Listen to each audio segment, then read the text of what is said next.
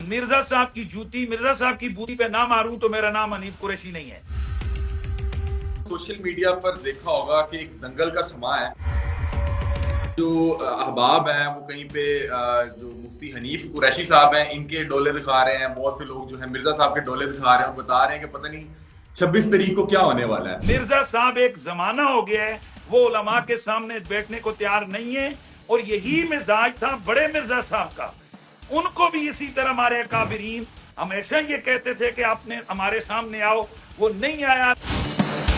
आपका और जो दीगर बड़े बड़े नाम हैं उलमा कराम के, इनका मिर्जा साहब से जो बेसिक अगर आप चंद अल्फाज में बता सकें कि आपको इनकी किन किन चीजों से इख्तिलाफ है और जो ये 26 को अगर ये मुनाजरा होता है तो कौन कौन से टॉपिक जेर बहस होंगे? जो ख्वाजा मोइनुद्दीन चिश्ती अजमेरी को मानते हैं, हजरत दाता सरकार को मानते हैं, हजरत शेख अब्दुल कादिर जीलानी को मानते हैं, बायजीद बुस्तामी को, और पूरी उम्मत में से कौन से ऐसे लोग हैं कि जो इन हस्तियों को नहीं मानते हैं? यकीनन तमाम लोग, तमाम दुनिया के मुसलमान इन हस्तियों को अल्लाह के वली मानते हैं।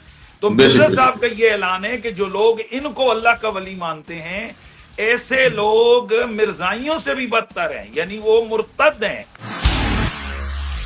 जब मेरी उनसे बात हुई तो उन्होंने मुझे ये कहा कि आपने इनसे पूछना है कि चिश्ती रसूलुल्लाह आपकी किताबों में लिखा हुआ है, तो कोई इस तरह कुछ लिखा हुआ है या? क्योंकि मैं तो इतना इल्म नहीं रखता। देखें, ये एक किताब है हश्त बहश्त, जिसको मंसूब किया गया है ख्वाजा हजरत बाबा फरीदुद्दीन रहमतुल्लाह ताला अलैह की तरफ, कि ये उन्होंने लिखी है। हजरत बाबा फरीदुद्दीन रहमतुल्लाह ताला अलैह की तरफ गलत मंसूब है। आप मिर्जा साहब को सुनते हैं? आप मिर्जा साहब को सुनते हैं? जी जी। ये भंग और ये चर्च और ये धमाल कहाँ से शुरू हो गई? ये मतलब कि ये कल्चर क्यों बन गया? ये दरबारों के बाहर क्यों कल्चर बन गया? देखें, ये जो भांग भंगड़ा या चरस भांग का और ये जो दीगर अपने ऊपर मिट्टी मल के और अंगारे मल के बैठ जाना, ये सब जो है ना वो हिंदू जोगियों से इंस्पिरेशन है। मज़ारों और दरबारों के ऊपर जाहिल लोग क्या कुछ नहीं करते हैं। आपकी अपनी राय इंजीनियर अली मिर्जा के मुतालिक क्या है? अरसा कबल मिर्जा साहब ने मेरा नाम लेकर उन्होंने कहा था कि इन चीजों का जवाब मुफ्ती साहब दें। तो मैं चूंकि ये वीडियो नहीं खेलना चाह रहा था, तो मैंने अवैस रब्बानी साहब के एक पॉडकास्ट में मिर्जा साहब को दावत दी थी कि आप मेरे सामने आए, हम बैठकर ये बात साबित करेंगे कि आपके जितने भी दावे हैं और आपके जो नजरियात हैं, बहुत सारी चीजों में आप गलती पर हैं, कुरान और सुन्नत के खिलाफ हैं। वो कहते हैं कि जितनी मेरी व्यूअरशिप है उतनी तो जाकिर नाइक की भी व्यूअरशिप नहीं थी। मैंने एक पॉडकास्ट में कहा था कि व्यूअरशिप तो वो नाचने गाने वालों की मिर्जा साहब से ज्यादा है। मैं बिल्कुल ऐसा नहीं कहता कि मिर्जा मोहम्मद अली साहब की हर बात 100% गलत है, उनकी बहुत सारी अच्छी बातें भी हैं। देखें, उनकी जाती स्टडी तो है, एक अरसे से वो स्टडी कर रहे हैं मुख्तलिफ मसाइल पर। यही तो उनको पता है कि जब मैं कुरैशी साहब के सामने बैठूंगा तो मुझे कहेंगे कि आप ज़रबा यज़रिबु की गिरदान सुना दें। मिर्जा साहब को टाइम देता हूं कि मिर्जा साहब थोड़ा अरसा लगाकर ज़रबा यज़रिबु की गिरदान याद करें, लेकिन दआयद के कवानीन पर मैं उनको फंसाऊंगा। मिर्जा साहब ऑन एयर आकर ये बात कह दें कि जी मैं जानता हूं इन उलूम को, और हमारा एक तालिब इल्म उनको ऑनलाइन आप ही के प्रोग्राम में उनको तीसरे नंबर पे ले लें, वो उनसे चंद बुनियादी सवाल पूछ लेगा, अगर वो बता दें तो मान जाएंगे। मौलाना तारिक जमील साहब ने अपनी गुफ्तगू में ये कहा था यूसुफ अलैहिस्सलाम का वाक़या बयान करते हुए कि भाई उनको गधे पर बिठाया गया और उनका मुंह काला किया गया। अब ये कहीं भी ऐसा नहीं हुआ, तो इस पर उलमा ने उनकी गिरफ्त की कि कहां मुंह काला किया गया, कहां उनको गधे पर बिठाया गया। जो जितना बोला आप उतना ही बोल सकते हैं। अगर इजाफा अपनी तरफ से आप करेंगे तो माज़ अल्लाह ये कोई सियासी लीडर की बात आप नहीं कर रहे हैं, ये जाते पैगंबर की बात कर रहे हैं।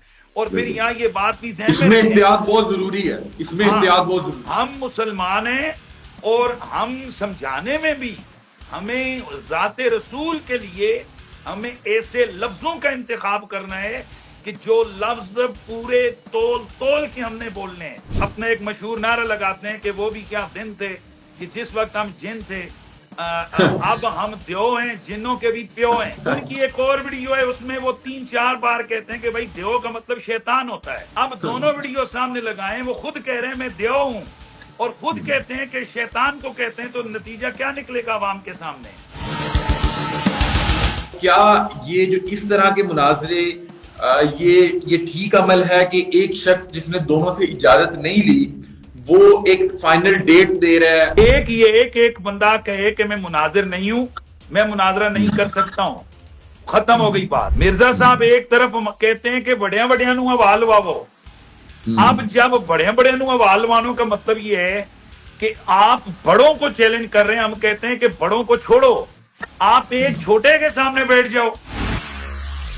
کوئی بھی شخص، میں یہاں پہ اعلان کر دوں کہ میں مفتی صاحب کا مناظرہ ہاں، بڑی اچھی بات ہے، بڑی اچھی بات ہے۔ میں اگر کسی جماعت کے لوگوں کو للکاروں، میں ان کے معتقدات کو چھیڑوں، مثلا میں اہل تشیع کے عقائد کے حوالے سے صبح و شام ان کو ہٹ کروں، ان کو ٹیز کروں، ان کے بڑکاؤں، ان کے بزرگوں کے اوپر کہ دیوبندی یا کسی مسلک کو کروں، تو پھر آپ کا حق بنتا ہے کہ آپ کہیں کہ قریشی صاحب یہ باتیں آئیں اور آ کر میدان مناظرہ میں ان کو ثابت کریں۔